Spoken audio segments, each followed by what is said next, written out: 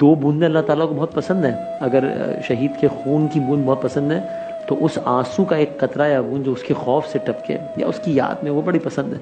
یہ آنکھیں خشک ہیں یارا میرے رونا نہیں آتا، یہ بھی ایک مانگنے کی دعا ہے. تو کہنا بھائی آج کی رات مانگ لو چشمے تر مانگ لو، کیونکہ اگر یہ مل گئی تو پتہ نہیں بہت کچھ اور مل جائے گا. اس پہ فرمائیے گا، اس چشمے تر کی اہمیت پہ فرمائیے گا. حدیث پاک میں آتا ہے جس کا مفہوم ہے کہ عینان لا تصیبہم النار، دو آنکھیں ایسی ہیں جن کو جہنم تو دور کی بات ہے، جہنم کا دھواں بھی نہ چھو سکے.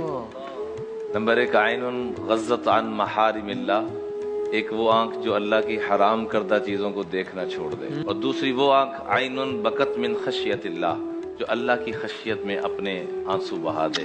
یہ آنسو اتنے رب کو قیمتی ہیں کہ موسیٰ علیہ السلام کی قوم میں ایک بندے کی وجہ سے رب کی رحمت نہیں اتر رہی، اور جب اللہ کی طرف سے پیغام آیا کہ فلاں بندہ چغل خور ہے، وہ جب تک بیٹھا رہے گا رحمت نہیں اترے گی، تو 2 نمبر لوگوں سے ڈر اور لوگوں کی خوف کی وجہ سے توبہ کر رہا کہ یا اللہ آج تک تو نے پردے ڈالے ہیں، آج بھی پردے ڈال دے.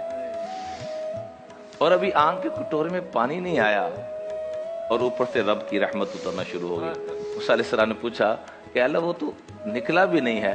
کہ موسیٰ جس کی وجہ سے بارش کو روکا تھا اسی کی وجہ سے برسات ہو. میں دیکھ رہا ہوں کہ ہمارے بڑے محترم مسیح بھائی کی آنکھوں میں بھی آنسو ہیں. اللہ تعالیٰ ہم سب کے ان آنسوں کو قبول فرمائے.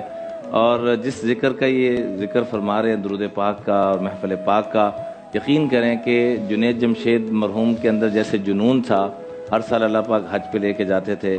وسیم بھائی کے ساتھ بھی اللہ پاک ان کے جانے کے بعد ہر سال اکٹھا اللہ وہاں فرما دیتے ہیں. الحمدللہ.